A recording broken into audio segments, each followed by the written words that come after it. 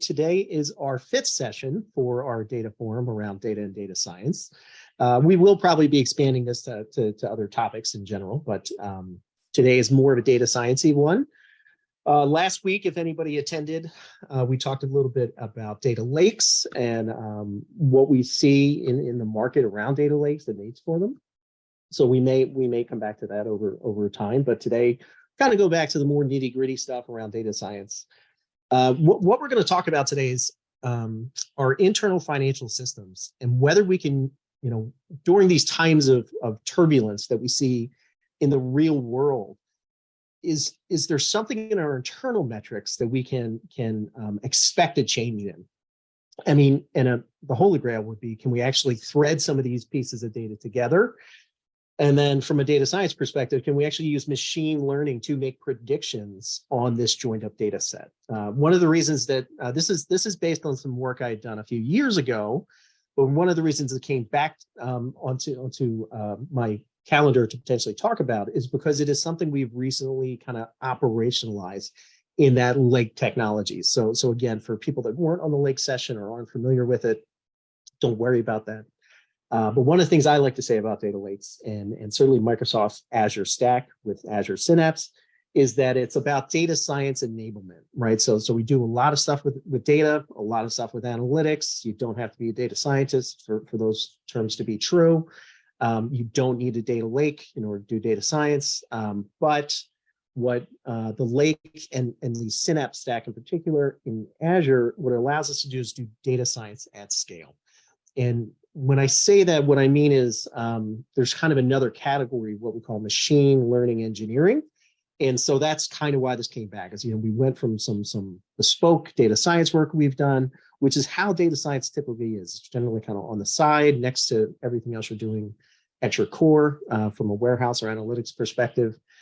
And operationalizing those models and allowing them to be something that are available, either across the firm or in an automated way, is what we call machine learning engineering. And so that is something that we at Wilson Allen are beginning to do is operationalize and move up all of any machine learning models and move them up into the lake, into the cloud. So first survey question, first poll, has anyone changed their internal analysis during that 2008 financial crisis? Going a little bit far back in time. And the reason for that is, certainly someone that's doing day-to-day operations would sit there and say that that's not critical to what we're doing today. I've forgotten about what we did 10 years ago.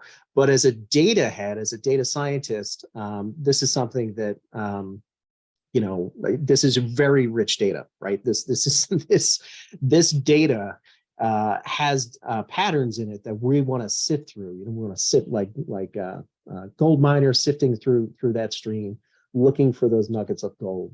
And so this time frame is a very interesting one from a data perspective. So I think everyone has potentially done that. Okay, so we have about 20% say yes and 80% not sure. And that's kind of what I expected. I really didn't expect a whole lot of people to do anything drastically different. Most of my clients didn't. Potentially there were, layoffs across the industry, layoffs across the country, layoffs across the world. But operationally, people were generally looking at expense, cost cutting, classic kind of business management. No one was really trying to certainly not apply data science potentially to some of these. These numbers. Sorry, move it along. Click back in. Apologies. Zoom and PowerPoint are fighting me. So the first thing we do generally in data science, but also for this particular set of business problems, is do some data exploration. So what measures or metrics could potentially be affected by the crisis?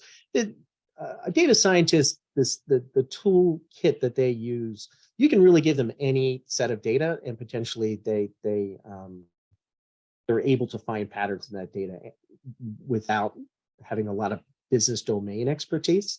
But also that's usually on top of some type of curated export potentially. Someone's curated data for them to do their data science work.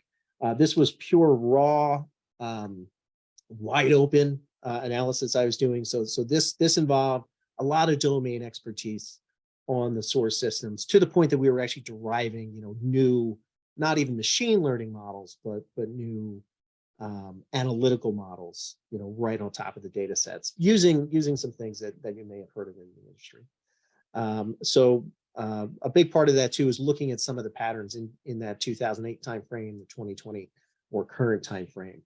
And to me, the big question was, are there internal patterns, and are there things in the real world, in the external data points, that we can find patterns in as well?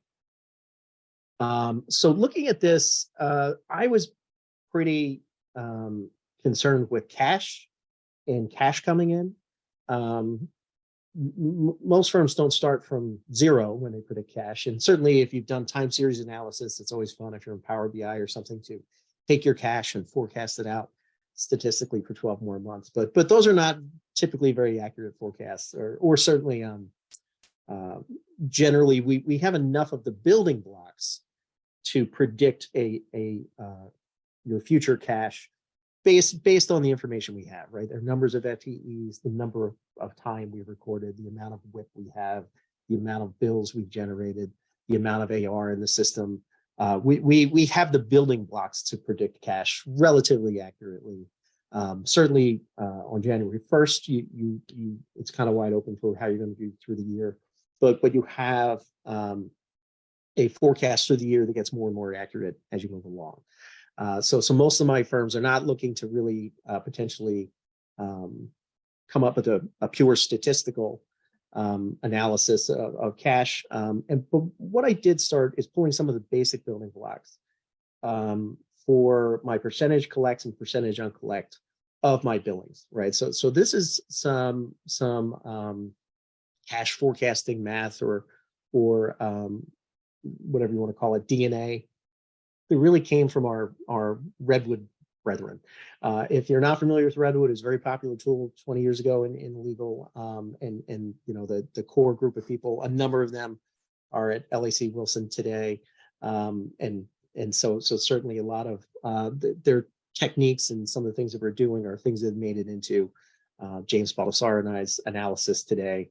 And a part of that is really the idea that we can predict, or we can come up with some type of expected collection, potential collection, or expected collection based on the past patterns of your billing realizations, the aging buckets of where things are, and using something that Redwood called their forward billing curves. So I don't have Redwood on my desktop, so I basically recreated all of these formulas again as a bespoke side project, just to get to this particular piece of analysis.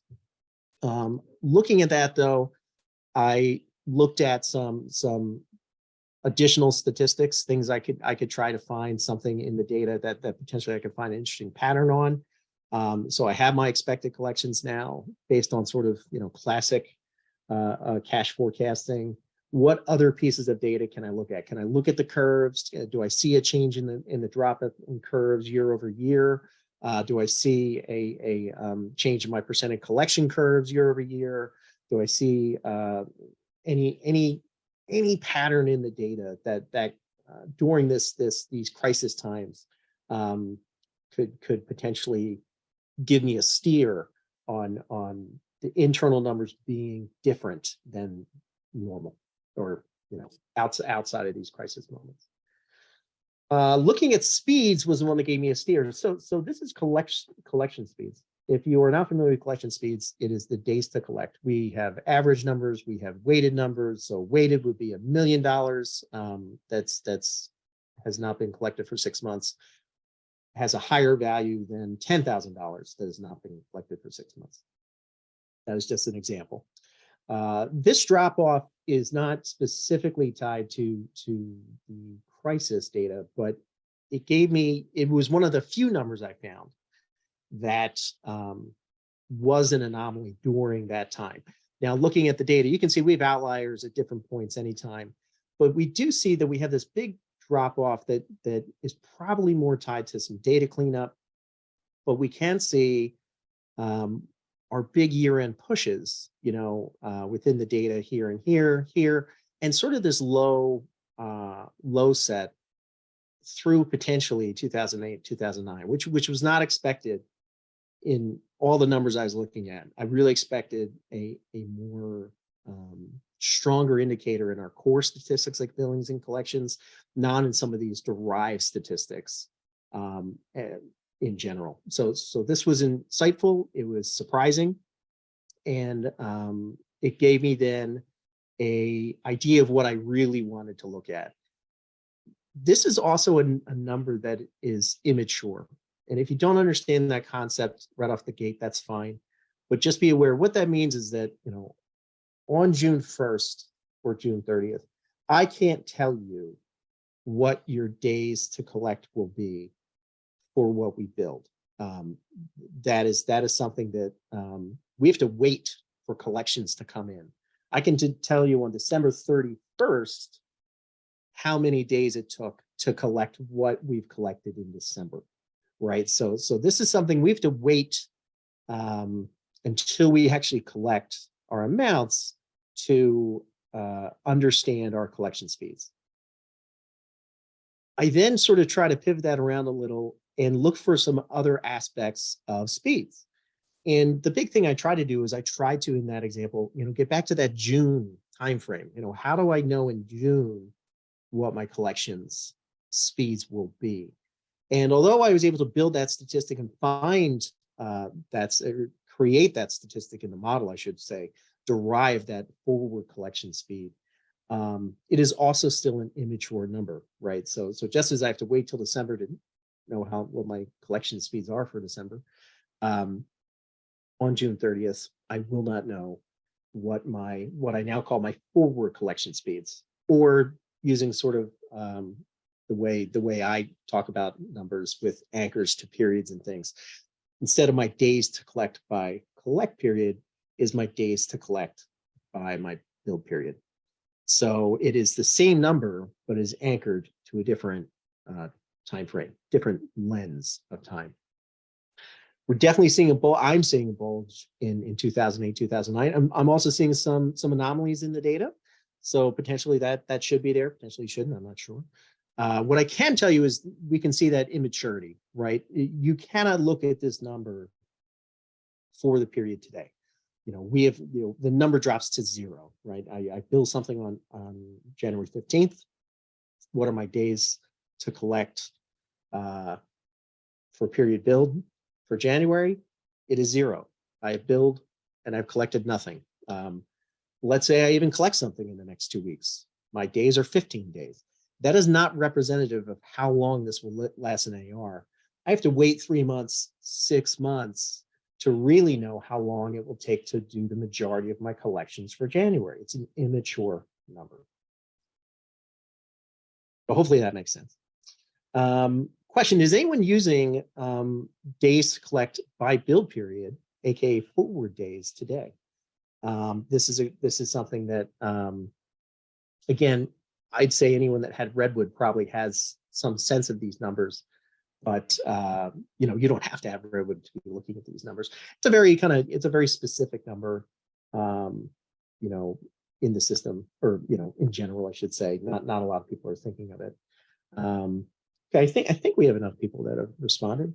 So within this, we can see we have 22% are yes, 22% are no, and 56% are not sure. Also not surprising. In fact, if anything, I'd say the yeses are a little higher than I expected. So I'm happy to hear them. Happy to hear people are looking at some of these numbers, and that I'm not way off base with who's on the webinar. If it was zero on the webinar, then people might really not understand. But hopefully it's not that complicated a number. It just doesn't exist in any of your source systems. It's very much a derived statistic that is only used as a component in future forecasts, I should say. But it's an interesting number. Moving on to what we're really doing. So what I did was I took that days to collect by period build, which is an immature number for the period, for the live moment in time. But I'm looking at it historically. I'm looking way back in time. I'm looking in 2008, 2009, 2010, looking at these historical periods. So I'm able to see the fully mature days to collect by build period number. And I ran it through some machine learning. So if you're not too familiar with R, we as a firm are trying to move to 100% Python. I'm an R guy. I'm an old R head since RStudio came out, I think in 2011, and that's when I got into it. So this particular model is still in R, but it's on my list of things to do. Let's move to Python. Before time series, we have the ability to run a decomposition. So this is where we can take data, run it through our time series packages in R, and decompose that number into its 3 core components. The top level number, if you're not familiar with looking, this is a statistical output. I would not give this to an attorney. This is something coming out of R, Python, these kind of statistical views of data. So just be aware, this is not meant to be an attorney-facing report, but that top level number is our days to collect by period bill. The second number is our trend. The third numbers are seasonal. You can see this is a strong seasonal pattern with our kind of hills and valleys here. We have a strong seasonal pattern to our collections. And then our noise. And not surprisingly, some of those points I saw in that raw number that I saw as outliers, the models also decided are outliers. As you can see, we kind of have to ignore the immature stuff and anything we're looking at. But in the trend, there's 2 things here that kind of got me when I first looked at this. Number one, independent of any financial market movement, this number is coming down all the time. So it's something that over time, if I expanded this out for 10 years, it trends down. So our days to collect are trending down. And I found that really interesting because although I expected more of a flat number with some bulge in the flat number, what I wasn't expecting was a downward trend over time, over all time, really. But because of that, this bulge was more obvious, that obviously something happened in this time frame where our days went up. So this decomposition I found to be a very insightful piece of analysis, just some fantastic applied machine learning to time series data. So again, we can very much, we have this isolated event. You can see the bubble in the hose, as I call it, where you can definitely see something is not normal in our data here. And again, if I stretch it over 10 years, depending how far back your data is, you would see a downward trend that whole time.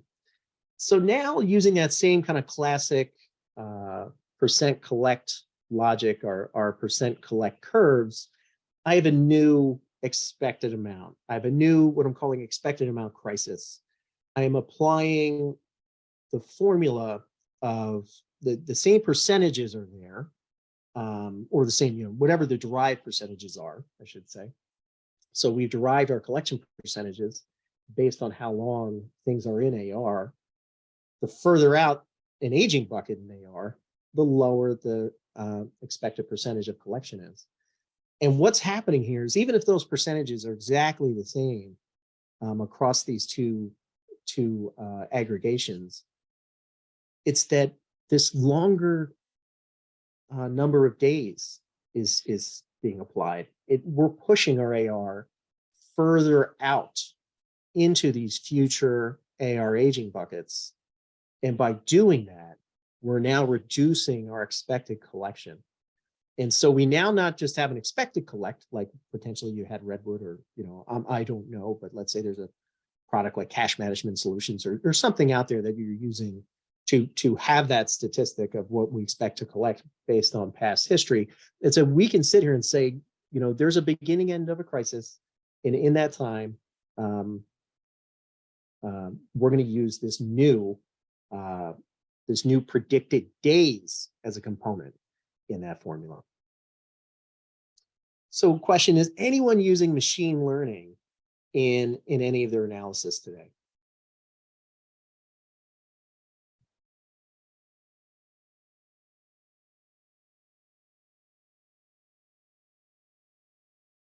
All right, I think nope, still going. Okay, I think we have enough people answered. Where yes and no. So it's 45%. So that's encouraging. That's also what we're seeing, right? You know, is that people are using machine learning more and more. And that's why we have this webinar series. That's why we're doing what we're doing. We're using it more and more. Our clients are using it more and more. People are doing things internally more and more.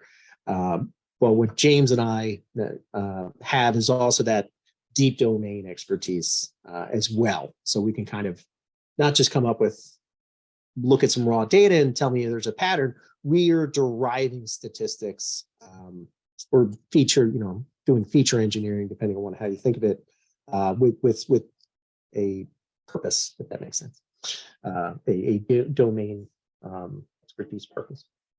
So now that we have an obvious pattern that we found in our data, can we tie that to the real world? We know that was tied, that was caused somehow by this external event, right? That there was this 2008 financial crisis, and that we found some internal numbers to the effect that we have a better forecast for our expected collections using this new math based on what we found from the real world. Is there something in the real world that we can find a pattern in, that we can tie these two things together? So there's a number of different statistics in the market. I started with the stock market. Again, the stock market is not the economy. I'm not saying that there's any causality at all between these two numbers. I'm not saying that stock market prices affect your days to collect. I'm not saying that.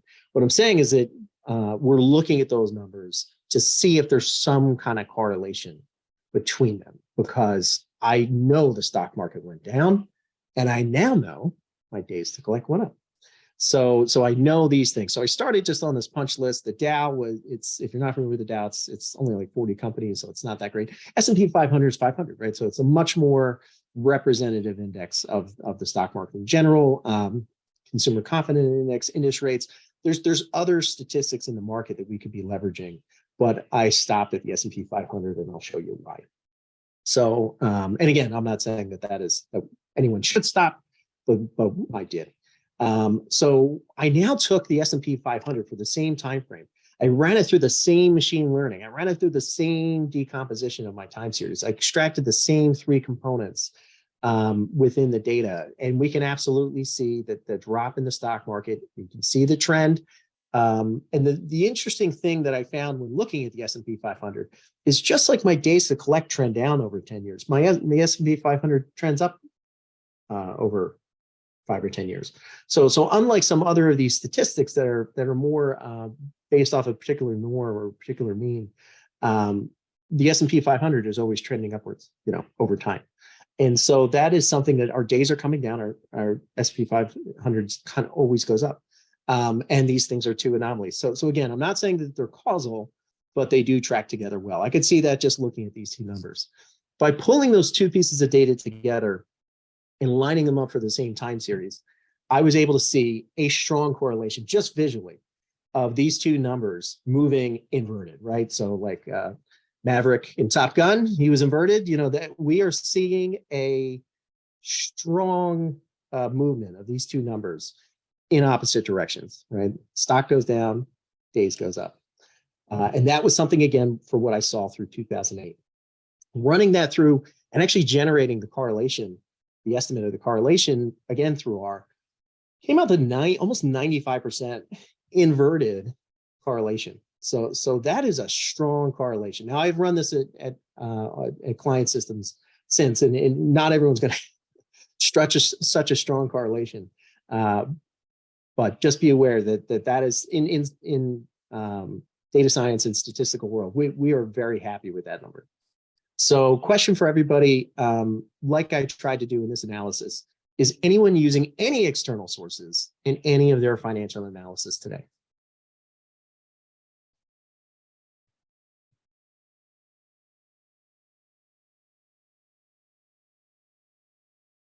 All right, still coming in. Looks like about 38%. So that's higher than I expected. So I'm really happy to hear that. 38% are using it. Only 25% are a definite no. So that is something I'm happy to hear, that people are using these numbers already. That is encouraging to me, because as you can see, there is a value in them.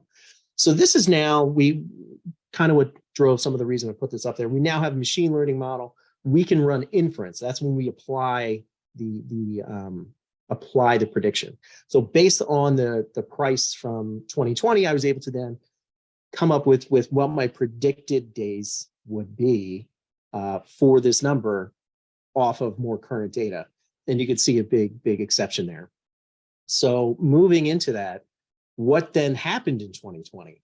So now in 2022, 2023, when we started 2023, those numbers are mature.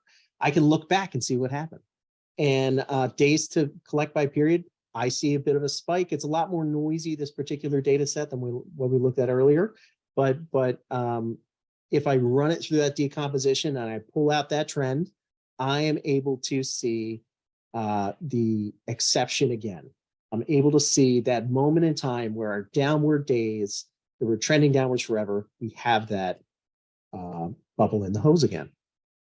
When I put the two of them together against the S&P 500 for the same time frame, we absolutely see the inverted correlation again. So this is a pattern that has stayed true over time. It's not just that one trend's up and one trend's down. They both kind of move together. And again, I'm not saying one's causal. So certainly our days to collect is not changing the stock market. I don't think the stock market is changing our days to collect, but they're both indicative of what's happening in the real world. And now when I have our new expected, I have another set of analysis where I have our expected amount, a crisis amount. I now have that predicted amount. I have that predicted days number, not just that I'm using days in my calculation. I'm now predicting days in my calculation, and I have a drop of another 800K in my new prediction using the current S&P 500. The difference is, for everyone, if it's not clear, is that the S&P 500 is not immature. It is real. I can use today's S&P 500 number in my future days to collect, right? It takes 6 months to come over that number. I can tell you today what it will be, or predict it anyway.